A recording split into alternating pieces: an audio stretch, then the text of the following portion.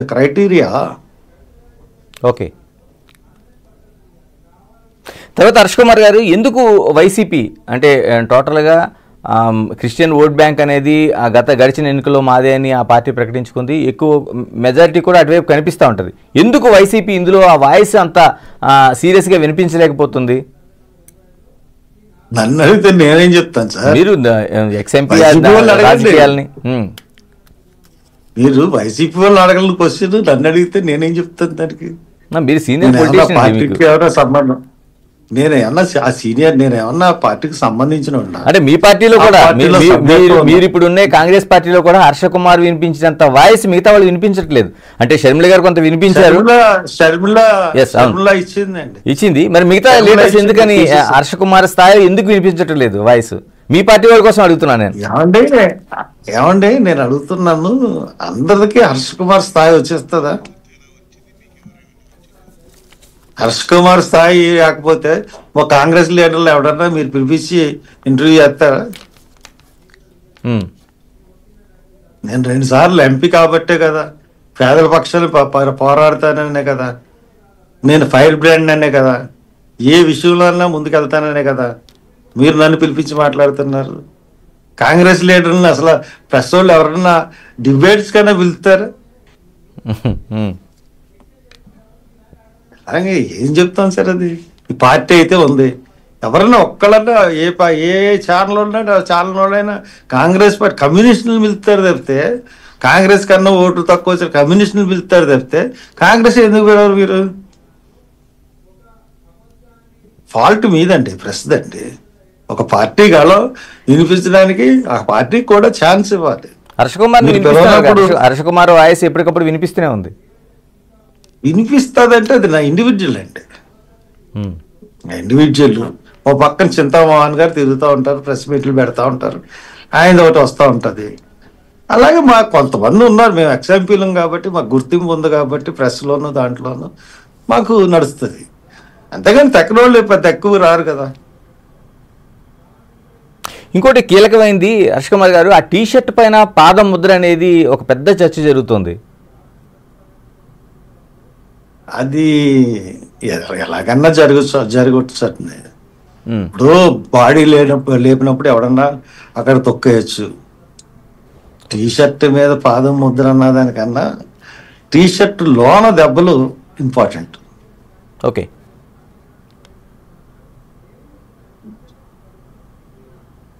హర్ష్ కుమార్ గారు మీరు చెప్తున్నది ఏదైతే కోర్టుకి వెళ్తానన్నది కావచ్చు, లేకపోతే రీపోస్ట్ మార్టం కావచ్చు, ఇది హర్ష కుమార్లైనా లేకపోతే కాంగ్రెస్ పార్టీలైనా? హర్ష్ కుమార్లే. హర్ష్ కుమార్ ఏ పోరాటం కూడా ఎవరిని పర్మిషన్ తీసుకోడండి. ఏ పోరాటం సీఎం మీద, రాజశేఖర రెడ్డి మీద పోరాటం చేసినా కాంగ్రెస్ పార్టీ అధిష్టానం అనుమతి తీసుకుని నేను వర్గీకరణకు వ్యతిరేకంగా వెళ్ళలేదు. లక్షల మందితో మీటింగ్ పెట్టినా పర్మిషన్ తీసుకోలేదు. That is my stand. మీకు తెలియదు కాదు అన్ని, మీ అన్ని తెలిసి అడుగుతున్నారు. హర్ష్ కుమార్ గారు ఎక్కడ వరకు వెళ్ళబోతుంది మీ పోరాటం? ఇప్పుడు పోస్ట్ మార్టం రేపు ఇప్పుడు రావచ్చు, లేకపోతే మిగతా న్యాయం జరిగే వరకు వెళ్తుందండి, న్యాయం జరిగే వరకు వెళ్తుంది నా పోరాటం. అంటే కుటుంబ సభ్యులు వచ్చినా రాకపోయినా? కుటుంబ సభ్యులతో దాంట్లో కుటుంబ సభ్యులతో లేదు. As a citizen, as a elder of the, ఒక సీనియర్ సిటిజన్గా, ఒక ఎల్డర్గా నేను అడిగే రైట్ నాకు ఉంది. హర్ష్ కుమార్ గారు అంటే చాలా వరకు అనుమానాస్పద మరణాలు కావచ్చు, రోడ్డు యాక్సిడెంట్స్ కావచ్చు, లేదంటే ఇలాంటి ప్రబతుకులు కావచ్చు, చాలా యాక్సిడెంట్స్ జరిగినాయి.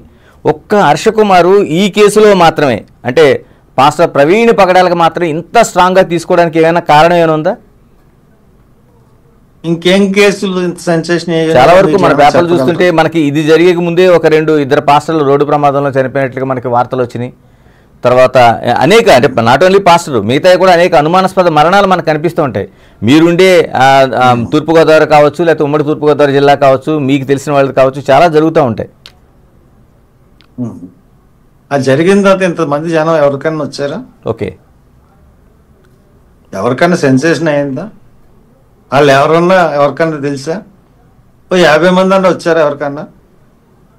ఇతని గురించి ఎందుకు విత్ ఇన్ అవర్స్ లోనే చాలా మంది పోగొడి అచ్చా జస్టిస్ నేను వచ్చేటడికి వీ వాంట్ జస్టిస్, హత్య చేసి చంపేశారు మా పాస్టర్ అని వేలాది మంది 1:30కి రోడ్డు ఎక్కారు. దాని తర్వాత అతని గురించి నేను ఎంక్వైరీ చేసుకున్నాను, నా గూగుల్లో కొట్టుకున్నాను, నా ఫేస్బుక్లో చూసుకున్నాను, అతని వీడియోలు చూశాను. 1:00 నుంచి రాత్రి 6-5 వరకు అతని వీడియోలే చూస్తూ ఉన్నాను నేను. ఓకే. అతన్ని అప్పుడు డెఫినెట్గా ప్రభుత్వమే వెనకుంది దీని వెనకాలని అనిపించింది. అందుకనే ఆ వీడియో నాకు చూపించారు పోలీసులు. చూపిస్తే నేను ఇది నమ్మట్లేదు, ఇది యాక్సిడెంట్ అని నేను నమ్మనని వాళ్ళు చూపించిన వెంటనే రిజెక్ట్ చేశాను. అవుట్ పోలీస్ స్టేషన్ లో ఇలాగ వెళ్ళిందండి, దుమ్ములేసింది అంటే అని చెప్తున్నారు. పెట్రోల్ బంక్ ఆపోజిట్ లో వచ్చింది. అవునండి. అదే చెప్పాను, ఇది నేను నమ్మను. ఇలా దుమ్ము వచ్చిందండి అని చాలా కన్విన్షన్ లేదు. నన్ను సాటిస్ఫై చేయలేరు డిఎస్పీ గారు, అడిషనల్ ఎస్పీ గారు. ఐఎమ్ టోటల్లీ డిఫర్ అవుతున్నాను మీతో. యాక్సిడెంట్ అనడానికి ఏది మీ దగ్గర లేదు.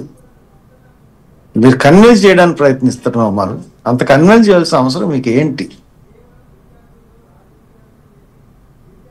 హర్ష కుమార్, అంటే ఇప్పుడు రిలీజ్ చేసిన పోలీసు వీడియోలు ఏవైతే ఉన్నాయో వాటిపైన అనుమానాలు ఉన్నాయంటున్నారు. దాన్ని ఏమైనా క్రాస్ చెక్ చేయాలా, లేకపోతే ఫోరెన్సిక్ లాంటి చోటకి ఏమైనా పంపించాలని ఏమైనా డిమాండ్ ఉందా మీది? ఏమండి, ఇప్పుడు ఒక 30 సెకండ్ల వీడియో దాంట్లో ఇది రికార్డ్ అవుతుందండి. ఇలా వెళ్ళిపోయే దాంట్లో ఒక 6 సెకండ్, ఒక 30 సెకండ్లు ఏదో, లేకపోతే 10 సెకండ్లు ఎంత అవుతుంది. ఆ కెమెరా అక్కడ పడిన చోట అలాగే ఆ వీడియోని ఒక 10 నిమిషాలు ఎందుకు చూపించలేకపోయారు? అంతకు ముందు ఒక 10 నిమిషాలు ఎందుకు చూపించలేకపోయారు? స్పాటే చూపించారు. ఆ పొద్దున వరకు ఏం జరిగిందో, అంతకుముందు నైట్ ఇంతకుముందు ఎవరన్నా వచ్చారేమో అక్కడికి. ఈ బండి మీద వచ్చినట్టు ప్రవీణ్ పగడాలు కాదేమో, ఇంకోటి ఎవడో తీసుకొచ్చి అక్కడ బండి పెట్టేసి ముందే శవాన్ని పెట్టారేమో. అంటే ఇప్పుడు ఆ వీడియో చూస్తుంటే ఆ వీడియోలో కూడా మీకు ప్రవీణ్ పగడాలు అనిపించటం లేదా? ఇప్పుడు రిలీజ్ అవుతున్న వీడియోలు అనిపించట్లేదు కాబట్టే కదండి. నేను కొవ్వూరు వీడియో చూశాను. కొవ్వూరు వీడియోలో అది ప్రవీణ్ పగడాల కాదు అని అనిపించింది. కాళ్ళు పొడుగ్గా ఉన్నాయి, అతనికి బండి అన్నారు, ఎవరో విశ్లేషించారు. ఫ్యామిలీ మెంబర్స్ ఎవరు, వాళ్ళకి బాగా సన్నిహితులు. దాని తర్వాత వాళ్ళ విశ్లేషణ తర్వాత అది ప్రవీణ్ పగడాల కాదని అనుకున్నాను. తర్వాత ఈ వీడియోలో అస్పష్టంగా ఉంది కాబట్టి ఇది. తర్వాత ఎస్పీ గారు ఒక 4 కార్లను ఇంటర్గేట్ చేసామని చెప్పారు. దాంట్లో ఒక కారు అతను దిగిపోయిన కారు అతను ఏం చెప్పాడంటే, ఒక బండి